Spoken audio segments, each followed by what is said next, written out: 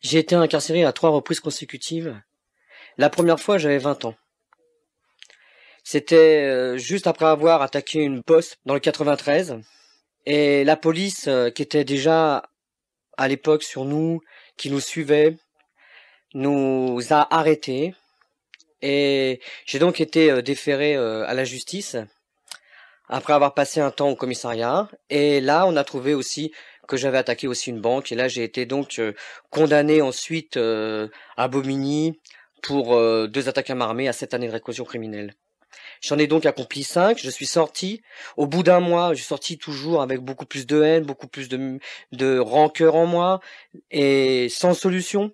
Et donc, à la suite de ça, on a voulu recommencer un hold-up que nous n'avons pas fait. Nous avons été arrêtés. Et là, j'ai été à nouveau devant la justice française et inculpé et condamné à 4 années encore de prison. J'ai accompli 3 années, après avoir passé aussi un temps en QHS, après avoir de plus en plus ressenti de haine, toujours avoir de plus en plus de révolte.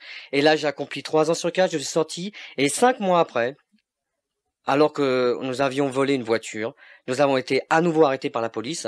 Et là, parce que la police nous a tiré dessus, on a été inculpé à tort de association de malfaiteurs et de tentative d'homicide sur un gardien de la paix, alors que nous n'avions pas fait ces choses. La seule chose dont on était coupable vraiment, c'était d'un vol de voiture. À la suite de ça, pendant 1 an, je me suis donc battu, disant que j'étais innocent de ces 2 chefs d'inculpation, que je reconnaissais le vol de voiture, mais devant l'attitude du juge d'instruction qui ne voulait pas comprendre, du juge d'instruction, alors ce que j'ai fait, j'ai entamé une grève de la faim de 23 jours. J'ai mis fin le 23e jour sur le conseil de mon avocat, et parce que j'en pouvais plus. Mais ensuite, quelques mois après, je me suis amputé le petit doigt de la main droite que j'ai envoyé au procureur du tribunal, lui expliquant que j'étais innocent, attirant son attention sur le fait que j'étais innocent de ces 2 chefs d'inculpation qui m'emmenaient encore une fois aux assises. Et à la suite de ça, comme il n'y avait toujours pas de nouvelles, rien ne changeait dans ma situation, je me suis amputé le petit doigt de la main gauche que j'ai envoyé à la présidente de la République, Madame Danielle Mitterrand, en espérant attirer son attention sur mon cas. Mais il ne se passait rien, ça ne changeait rien. J'étais toujours dans le même état, avec les mêmes problèmes, les mêmes difficultés, et des difficultés toujours plus grandes. Lors de cette 3e incarcération, par exemple, je me souviens que je n'arrivais pas à manger sans avoir devant moi 1,5 litre d'eau, parce qu'à chaque bouchée que j'avalais, elle restait bloquée dans ma gorge et je passais des heures et des heures à étouffer. C'est les conséquences de ce qu'on pourrait appeler en prison le fait d'avoir fumé à de nombreuses reprises, notamment de l'huile de shit. Il y a un garçon environ d'une 50aine d'années et qui lui m'a parlé du Seigneur, qui m'a parlé de Dieu, qui m'a parlé de Jésus-Christ surtout. À 3 heures du matin, je me suis mis dans mon lit et j'ai dit « Seigneur, moi je veux croire en toi. Je te demande de venir m'aider. C'est vrai que ma vie est pas... J'ai fait beaucoup de mal, mais je te demande si vraiment c'est tout ce que cet homme m'a dit est vrai, viens m'aider, viens dans mon existence. Moi, je veux te connaître. Je veux te connaître. » Et c'est ce qui s'est passé. Pendant une semaine environ, j'ai lu la Bible environ 1 heure par jour avec cet homme, Christian, mais il se passait pas grand-chose. Et un soir, alors que je lisais la Bible, je ressentais de la joie à lire ce que je lisais. C'était la première fois que ça m'arrivait. Ça me faisait du bien. Je me sentais bien. Ça me faisait du bien. Ça me causait des sensations de bonheur. C'était bon. Et là, ce soir-là, ma vie a changé, vraiment. Je me suis mis devant la fenêtre et j'ai dit, mais c'est ça la foi. Donc ça vit, la foi c'est quelque chose de vivant, ça bouge en toi, c'est pas mort, c'est pas ce que j'avais cru, c'est pas ce que j'avais connu, c'est pas ce dont j'avais entendu parler. Non, non, la foi c'était quelque chose qui vivait en moi. Je pouvais le sentir. Dieu existait vraiment. Jésus-Christ était réellement vivant. Il n'était pas seulement mort, il était aussi ressuscité et donc capable de venir dans mon existence et de m'apporter tout ce que j'espérais.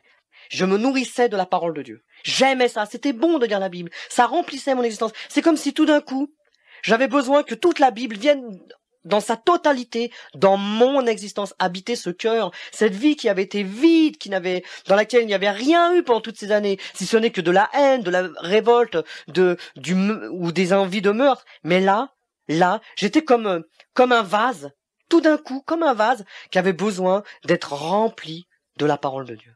Et la justice a reconnu que j'étais innocent des chefs d'inculpation.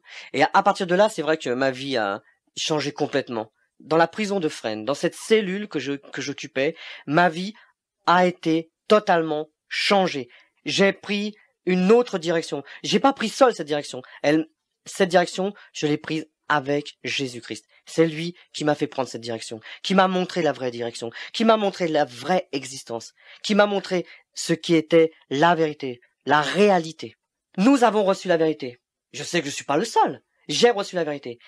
Je sais que c'est la vérité. Je vis cette vérité. Comment ne pas la partager autour de moi? Comment ne peut-on pas dire dans ce monde où il n'y a pas de solution que la parole de Dieu, Jésus-Christ, est la solution. Il est le chemin, la vérité, la vie. Celui qui vient à lui, il ne le renverra pas, il ne le rejettera pas, il le prend dans ses bras et il l'emmène avec lui. Et c'est pour quelque chose de totalement bon, meilleur et juste. Voilà la vérité. Vous sentez un soutien, vous sentez que votre vie n'est pas une vie normale. Vous sentez que vous êtes porté. C'est gratuit. Il ne vous demande rien. Il vous demande juste d'ouvrir votre cœur et d'oser croire en lui. Osez croire. On ne demande ni d'argent. On vous demande pas une souffrance particulière. On vous dit faites confiance et croyez. Essayez. Vous n'avez rien à perdre. Essayez. J'ai essayé. Ça fait plus de 20 ans que je suis dedans. Et je ne repartirai pour rien au monde. Aucun milliard au monde ne me fera changer d'avis et me séparer de lui. Impossible. Donc, osez Jésus avant qu'il soit trop tard. Osez. Ne le faites pas demain. Faites-le maintenant. Et quand la fin de votre vie arrivera, parce qu'elle arrivera pour tout le monde, pour moi et pour les personnes qui me regardent, ou même pour les personnes qui sont derrière cette caméra, au moins vous serez sûr que vous partez avec celui qui vous a donné une nouvelle vie. Cette vie peut commencer maintenant, dès que vous l'acceptez, et cette vie continuera après que la mort soit venue. La mort n'est qu'un passage pour une autre vie beaucoup plus belle. Mais vous avez la possibilité d'oser cette nouvelle vie maintenant, tout de suite. Faites-le maintenant, tout de suite. N'attendez pas demain, ni après-demain. Faites-le maintenant, tout de suite. Prenez 1 minute et faites-le. Je vous en prie, vous ne serez pas déçus. Après avoir écouté ce message, si vous avez décidé de donner votre vie au Seigneur Jésus-Christ, faites cette prière avec l'homme de Dieu. Mon Dieu, je viens devant toi, tel que je suis. Je confesse Jésus-Christ comme mon Sauveur et mon Seigneur.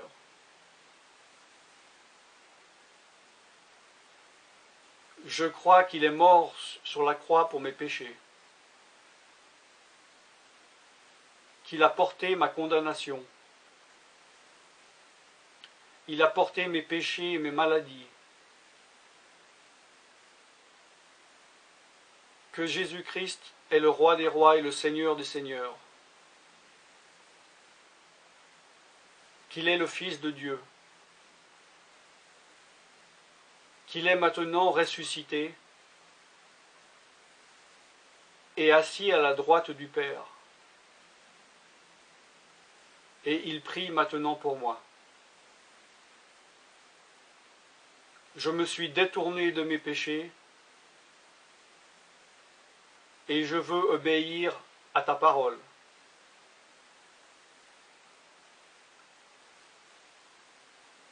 Je viens à toi en te demandant, mon Dieu, de me donner ton Esprit Saint.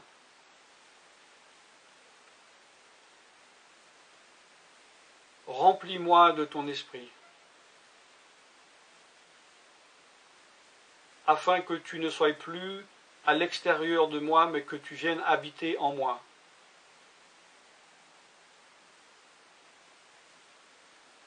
Et que je devienne ton temple. Esprit de Dieu, viens habiter en moi. Purifie-moi, lave-moi, sanctifie-moi, rends-moi pur, transforme-moi à l'image de Dieu. Je te remercie car je crois que tu m'as donné ton esprit. Car tu ne mens pas. Et tu as dit dans ta parole que tu donnes à celui qui te demande. Je fais cette prière au nom de Jésus-Christ. Amen.